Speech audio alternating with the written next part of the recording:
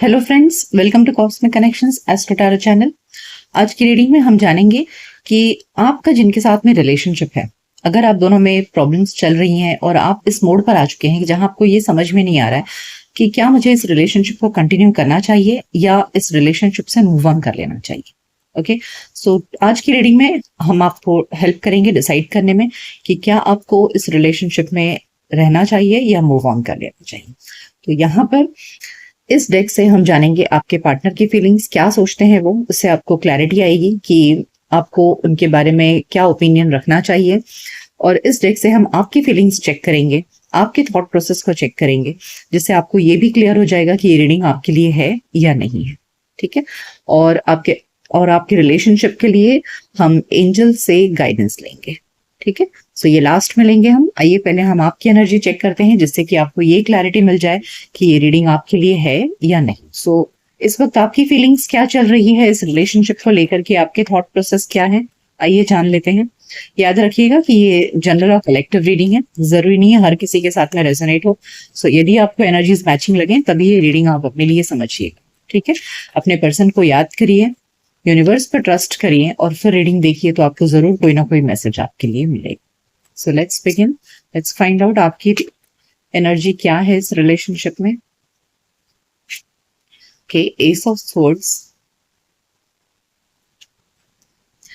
The world card, three of swords. देखिए यहाँ पर ऐसे लग रहा है ना कि आपका तो बहुत बुरी तरह से ब्रेकअप हुआ है, ठीक है, और सेपरेशन चल रहा है। बॉटम ऑफ द डेक में भी हमारे पास में किंग ऑफ स्वॉर्ड्स है, तो ये डेफिनेटली आपका बहुत ज्यादा हार्ट ब्रेक हुआ है, बहुत दुखी हुए हैं आप रिलेशनशिप में। जो भी कुछ हुआ है आप दोनों के बीच में, एक यहाँ दो स्वॉर्ड्स की एनर्जी है, तो ब्रूटल सेपरेशन हुआ है जहां पर एक दूसरे को के दिल को बहुत ज्यादा दुखाया गया है। ठीक है, इतना ज्यादा आपको दर्द हुआ है, लेकिन इन सब के बावजूद भी आप चाहते हो कि ये जो भी दर्द का सिलसिला है आप दोनों के बीच में, ये जो भी सेपरेशन है, ये खत्म हो जाए और आप इस रिलेशनशिप में फिर से एक न्यू स्टार्ट चाहते हो। यानी कि आपने अभी तक गिव अप नहीं किया है, you are not ready to give up in this relationship. अभी तक जो कुछ भी हुआ है आप दोनों के बीच में बहुत बुरा हुआ है। ओके, हद से ज्यादा आपने दर्द झेला है इस रिश्ते में और आपका दिल जो है एकदम लहूलुहान हो चुका है। उसके बावजूद भी आप चाह रहे हो कि ये दर्द का सिलसिला खत्म हो जाए और आप दोनों के रिलेशनशिप में एक न्यू बिगिनिंग हो जाए। Okay, so you are not ready to give up. आप अभी भी इस रिश्ते में उम्मीद बनाए हुए हैं, आपकी उम्मीद है अभी भी इस रिश्ते में। देखिए फाइव ऑफ स्वॉर्ड्स, यहाँ स्वॉर्ड्स की एनर्जी बहुत ज्यादा आ रही है, तो यानी कि yes, five of cups and the high priestess. ये इससे ऐसे पता चल रहा है कि आपके पार्टनर ने आपसे बहुत कुछ छुपाया है। ओके, हो सकता है, मुझे लग रहा है यहाँ पर थर्ड पार्टी इन्वॉल्वमेंट या फिर कुछ ऐसी बातें जो उन्होंने आपसे छुपाई और उन्हें आपसे छुपाना नहीं चाहिए था। और इसकी वजह से जो उन्होंने सीक्रेट्स रखे आपके साथ में, उसकी वजह से आप दोनों के बीच में कहा सुनी हो गई। एक दूसरे को ऐसी कुछ बातें बोली गई जो दिल को बहुत आर पार कर गई, और इन सब चीजों की वजह से आप दोनों में सेपरेशन आ चुका है। और जो पास्ट में जितना कुछ भी हुआ है ना, इन सब को लेकर के आप काफी दुखी हैं। ओके, आपको जब भी आपको पुरानी बातें याद आती हैं आप बहुत मायूस हो जाते हैं और आप एकदम रो पड़ते हैं, मतलब आपके रोने जैसी हालत हो जाती है, इस तरह की आपकी हालत है। लेकिन फिर भी आप गिव अप करने के लिए तैयार नहीं है, यू आर स्टिल वांटिंग ये रिलेशनशिप फिर से रीस्टार्ट हो जाए।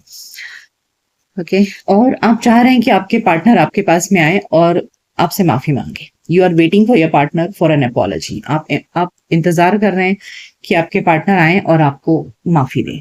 ठीक है, तो ये रही आपकी एनर्जी। आइए अब आपके पार्टनर के बारे में जानते हैं, जिससे आपको ये समझ में आ जाएगा कि वो क्या सोच रहे हैं अभी, तो आपको इस रिलेशनशिप में कंटिन्यू करना चाहिए या नहीं करना चाहिए। Let's find out what your partner is thinking. देखिए यहाँ पर अपने आप ही ये कार्ड निकला है, फाइव ऑफ स्वॉर्ड्स का कार्ड है, और आपके साइड में भी फाइव ऑफ स्वॉर्ड्स का कार्ड है। सेम कार्ड निकला है दो अलग अलग डेक से। ये दिखा रहा है कि यस, दोनों तरफ में व्यक्ति बहुत ज्यादा हर्ट हुए हैं। यहाँ पर वर्बल अब्यूज हुआ है, शायद आपने उनको कुछ कहा, उन्होंने आपको कुछ कहा, तो उनके दिल में भी इस बात का बहुत मलाल है। जो कुछ भी बातें आपने उनसे कही है, उन्होंने जो आपसे कहा, उस बात का मलाल आपके दिल में भी है। आप भी बहुत हर्ट हुए हो और वो भी वो पास्ट की लड़ाई झगड़े को भूल नहीं पा रहे, तो उनकी एनर्जी में भी वो निकला है five of swords. Seven of wands and four of cups. देखिए पास्ट ये जो भी हर्ट हुआ है, ठीक है, जितना भी झगड़े हुए हैं, लड़ाई झगड़े हुए हैं, उसकी वजह से उनके उनके अंदर भी वो रंजिश है उस बात को लेकर के। और कहीं ना कहीं वो अभी सेल्फ डिफेंसिव मोड में है, जहां उन्हें लगता है कि उन्हें अपने ईगो को प्रोटेक्ट करना है, अपने आप को झुकाना नहीं है, तो वो अपने आप को थोड़े से अड़े हुए हैं। और उन्हें लगता है कि अगर उन्होंने आपको अप्रोच किया तो आप मानोगे नहीं, आप उनको ठुकरा दोगे, रिजेक्शन आ जाएगा आपकी तरफ से। तो कहीं ना कहीं उन्हें रिजेक्शन का डर है आपकी एंड से, और इसके लिए वो अभी बिल्कुल भी रेडी नहीं है आपके साथ में समझौता करने के लिए। ओके, आपके पार्टनर अभी उनके सेल्फ डिफेंसिव मोड में, अपने पास्ट की लड़ाई झगड़ों की वजह से वो उस रंजिश को दिल में लेकर बैठे हैं। Nine of pentacles, king of cups and three of wands. यहाँ पर ऐसे लग रहा है कि आपके जो पार्टनर है इस वक्त वो सोच रहे हैं कि रिलेशनशिप में तो कुछ हो नहीं रहा है, काफी इमोशनल है वो, जो कुछ भी हुआ है ना, इस बात का गम उनके दिल में बहुत है, वो भी बहुत हर्ट हुए हैं आप दोनों के बीच में जो कुछ भी हुआ है। एंड उस हर्ट सिचुएशन में अब वो डिसाइड कर रहे हैं कि अपने करियर पे फोकस किया जाए, तो थोड़े से इमोशनली डिटैच चल रहे हैं आपके पर्सन। और उन्हें लग रहा है कि मैं अपने करियर पर, अपने जिंदगी पर, अपने आप को फाइनेंशियली स्टेबल बनाने पर ज्यादा एफर्ट्स डालूं। सो इस वक्त उन्होंने अपना ध्यान जो है किसी थर्ड पार्टी पे नहीं, बल्कि अपने करियर और अपने फाइनेंसेस को इम्प्रूव करने में फोकस कर रहे हैं वो, क्योंकि उनके लिए भी इस दर्द से बाहर निकलने का यही एक रास्ता है उनके पास में। सो वो भी बहुत इमोशनली हर्ट है, लेकिन सेल्फ डिफेंसिव मोड में है। आइए और जानते हैं कि उनकी एनर्जी में क्या है। सो फिलहाल वो सेल्फ डिफेंसिव हैं और अपने करियर पर फोकस्ड हैं, झुकना नहीं चाहते क्योंकि उन्हें लगता है कि आप उन्हें रिजेक्ट कर दोगे। The fool, seven of pentacles and the hierophant. देखिए आपके पार्टनर आपके साथ में एक लॉन्ग टर्म कमिटमेंट चाहते तो हैं, यस, वो चाहते हैं कि ये रिश्ता आगे बढ़े। ओके, वो चाह रहे हैं कि ये रिलेशनशिप आगे बढ़े और बैलेंस हो जाए दोनों के रिलेशनशिप में, लेकिन इसके लिए वो इस चीज को पूरा टाइम देना चाहते हैं। They don't want, they are not in a hurry, ठीक है, दे आर नॉट इन अ हरी। और कहीं ना कहीं अपने फाइनेंसेस को वो इम्प्रूव करने में लगे हुए हैं, और उन्हें लगता है कि जितना टाइम वो लेंगे अपने फाइनेंसेस को इम्प्रूव करने में, अपने आप को स्टेबल बनाने में, तब जाकर के आपके रिलेशनशिप में अगर वो आगे बढ़ेंगे तो ये रिलेशनशिप एक स्टेबिलिटी की तरफ बढ़ेगा। And definitely they want a commitment, एक लॉन्ग टर्म कमिटमेंट चाहते हैं वो आपसे, और एक हमेशा के लिए वो आपके साथ में एक होना चाहते हैं। तो आपके पार्टनर गिव अप तो नहीं कर रहे हैं, ठीक है, आपके पार्टनर चाहते हैं इस रिलेशनशिप को, और वो भी चाहते हैं कि इस रिलेशनशिप में न्यू बिगिनिंग हो, और अब की बार जब न्यू बिगिनिंग हो तो दोनों हमेशा के लिए एक हो जाए, ठीक है। लेकिन इसके लिए वो जल्दबाजी नहीं करेंगे, they are waiting for the right time, वो वक्त का इंतजार कर रहे हैं और अपने फाइनेंसेस को इम्प्रूव करने में लगे। और मुझे नहीं लगता कि आपके पार्टनर गिव अप कर रहे हैं। सो यहाँ पर गिव अप की एनर्जी नहीं है, और आप भी चाहते हो न्यू बिगिनिंग, वो भी चाहते हैं न्यू बिगिनिंग, लेकिन आपको यहाँ पर थोड़ा सा वक्त का इंतजार पड़ेगा। आइए देखते हैं कि एंजल्स आपको क्या गाइडेंस देना चाहते हैं आपकी लव लाइफ के लिए,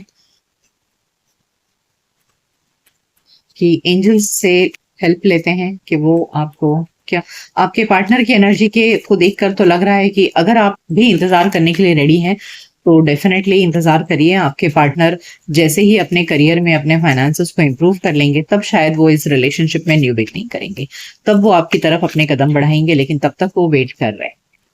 okay, opportunity, no need to worry, be assertive. तो एंजल्स आपको कह रहे हैं कि आपको इस रिलेशनशिप में अपॉर्चुनिटी डेफिनेटली मिलेगी, और नो नीड टू वरी, आपको चिंता करने की जरूरत नहीं है। नेगेटिव बिल्कुल भी मत सोचिए, पॉजिटिव रहिए। इस रिलेशनशिप में अच्छा होगा, यानी कि अपॉर्चुनिटी आएगी जहां आप दोनों एक दूसरे को फिर से चूज करोगे। आपको नेगेटिव होने की जरूरत नहीं है, पेसिमिस्ट होने की जरूरत नहीं है, पॉजिटिव सोचिए इस रिलेशनशिप के बारे में। आइए रोमांस एंजल से पूछते हैं कि रोमांस एंजल्स आपको क्या गाइडेंस देना चाहते हैं आपकी लव लाइफ के लिए।